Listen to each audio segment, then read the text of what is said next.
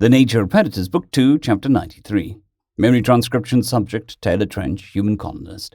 Date standardized human time, March 18th, 2161. It was eerie to swoop past the ruined crater that was once Tonbos, the capital city of Avor. I remembered the first trip here with Cress, marveling at a pyramid that was taller than many skyscrapers stacked atop each other. The megastructure was a work of art in its own right, having many lives and fixtures set inside like it was a snow globe. The last time I'd visited, I believed I could convince the Krev Consortium to aid the lost of humanity on Tellus. I'd been awestruck by the splendor and accomplishments, and thought that we might have finally found aliens that were different. All I'd wanted back then was to be accepted and loved, and it was Gress who'd given me that. Searching for the validation from the Consortium had clearly been the wrong move in hindsight.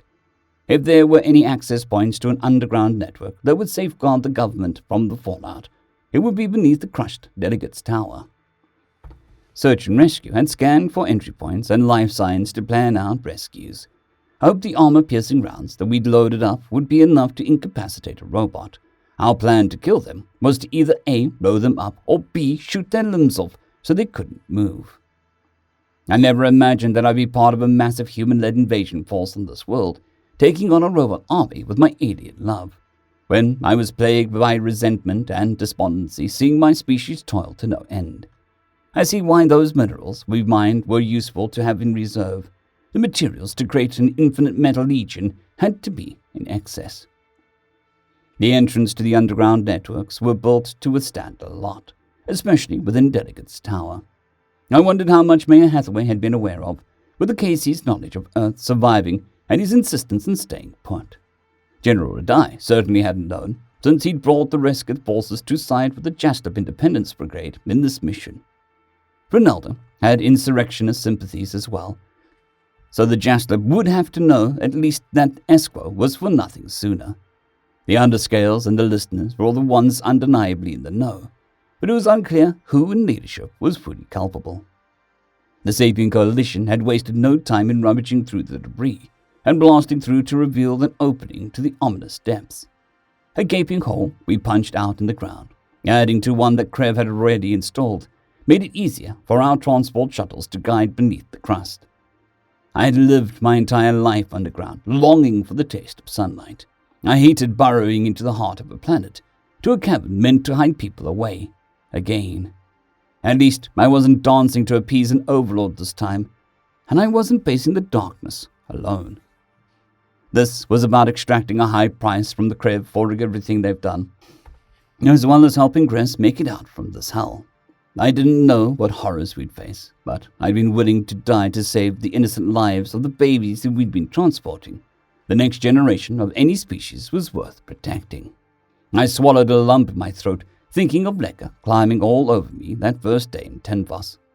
If it came to it, I was willing to make the ultimate sacrifice so Gress could have the future he wanted. Fear wouldn't hold me back from protecting him at all costs. Off we go, Carla spoke gently. This ends here. It takes the Predator to hunt a group of this evil down. We can't let them hide. I trust humanity to lead the pack, to take down the beast. We've got this. I steadied my gun, checking to ensure Gress was following and keeping his cool. This is no different from the hunt for a Mafani. Not our first rodeo in the secret bunker. Let's find our sons of bitches and fuck them up.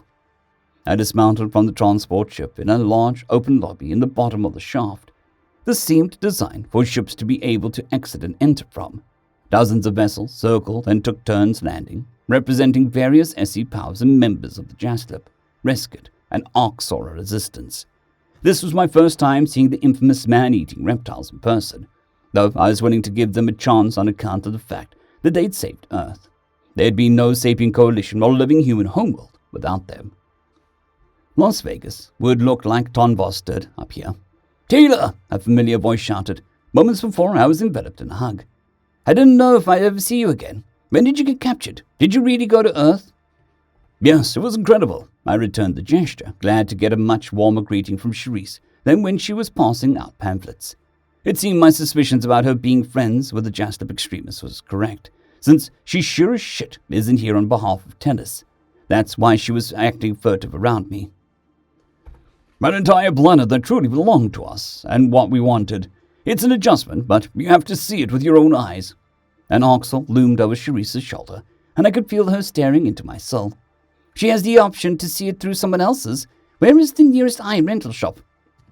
Down the hall to the left, Grace answered in a monotone voice. Just plug yourself up to the consortium's machine and you can see through many eyes. It's an outside observer to your own existence. I'd give a shit about being fun at parties, but I saw what happened to your world. I'm sorry. Sick fucks have less of a moral compass than betterment. I'm Hyceran. About this weird oxel intruding on our conversation. Okay. We're best friends, Sharice added. I'm looking forward to getting out of here and planning an open mic night in Tellus, just so that she can toss out some god-awful puns and give us all a laugh. It's time we remembered what it means to live a little and to have a soul. I'm 100% in agreement, but, what happened to Quana? Is she all right? A tall shadow appeared in my periphery, along with a strict, authoritative voice. Much like you before you were steered to a better path, she is poisoned by anger. Quana's barbs are often directed at those who are not her enemy. It's a stain on her reputation. General Radai, I was struck by how much the rescued had aged, with his pink feathers looking thinner and more grizzled. His helmet visor was translucent, though it suppressed me that he wanted his forces to witness how beat down he looked. It's good to see you, sir. You as well, Trench. I thought you were leaving the military, and that it was not the best use of your skills. I left the consortium military after I saw the true colors of the Mafani incident. Circumstances are different here. I'll always fight for what's most important to me, but fuck. I wish I'd known you served an evil empire sooner. I wish I had known. The harm I've caused is irreconcilable with my conscience. The files Gress gave me showed how deep the surveillance state's wings spanned. Your Kreb friend had been holding on to quite the cash. I really believed that they were looking out for us. It wasn't until I saw them neglect the people's interests and cover up their own dirty deeds that I questioned it, Gress lamented. I once thought the right words could talk almost anyone down.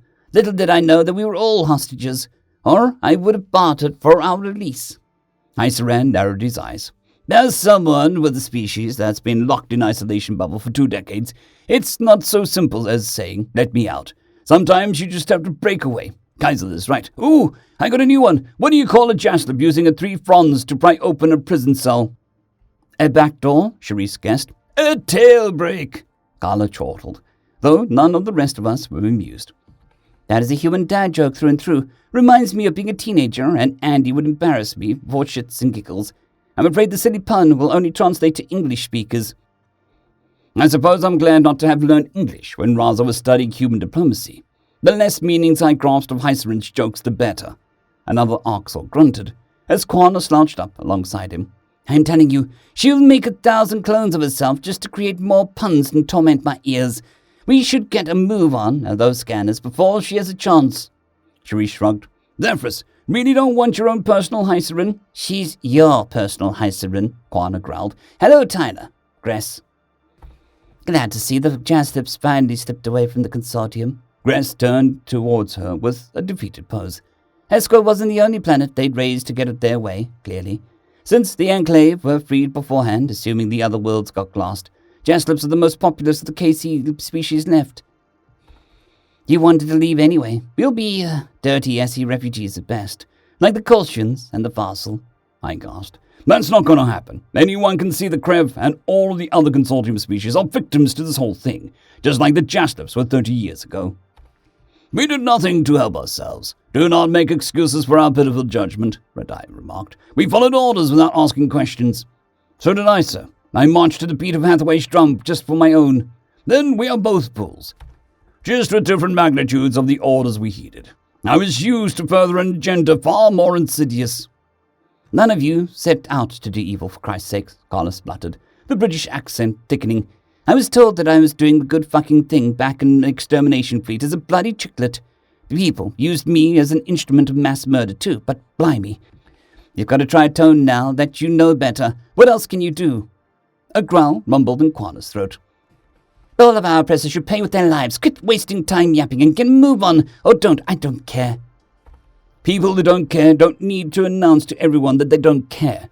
That's how I know that Zephyrus secretly does, Hyceran decreed. Sharice pressed a hand to her forehead mockingly. Don't out him like that. Zephyrus roared in both of their faces as they giggled.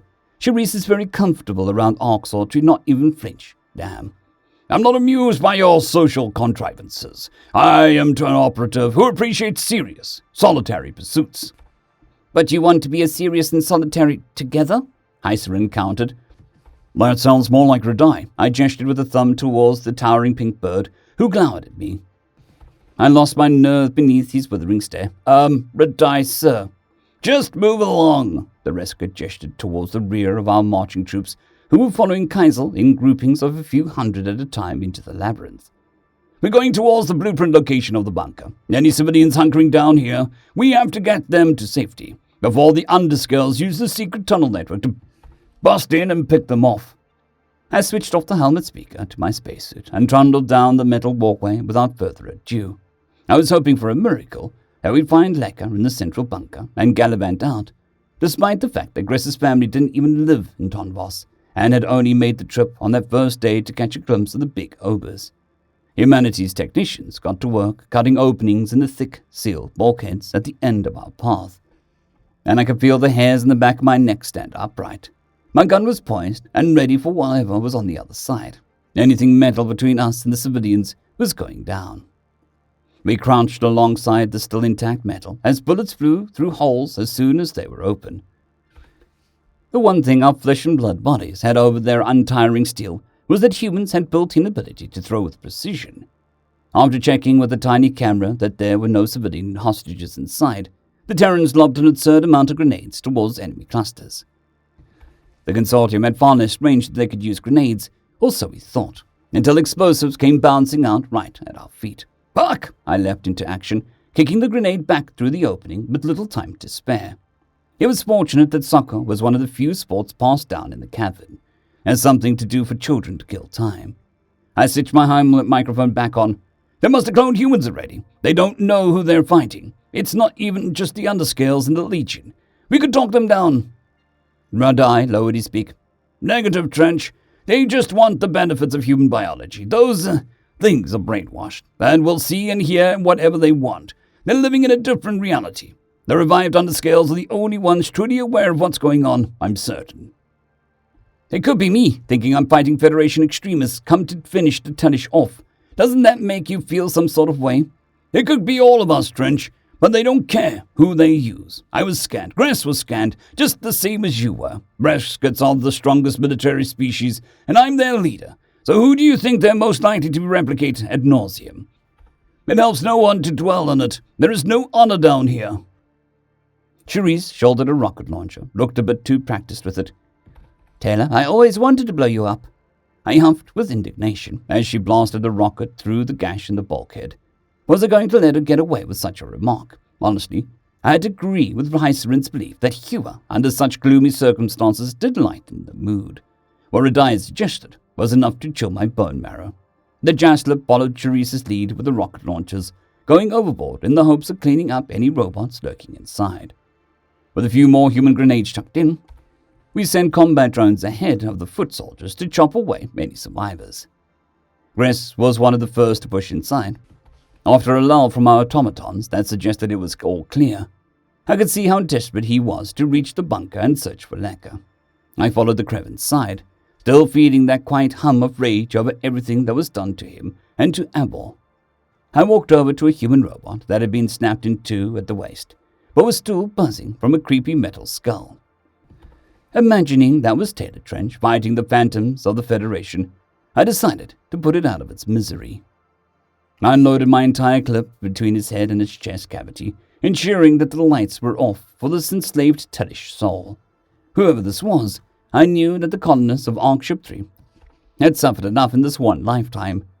General Radai was right. The closest thing we could get to honor would be to eliminate all of these robots indiscriminately. All that mattered was reaching the central bunker to save Lekka and getting the job done. End of chapter. I'd quickly like to thank our Tier 5 channel members, Casper Arnholtz, John Creighton, Manatharia, 050, Dragzoon WRE, and Elijah Silvercross. Thank you very much.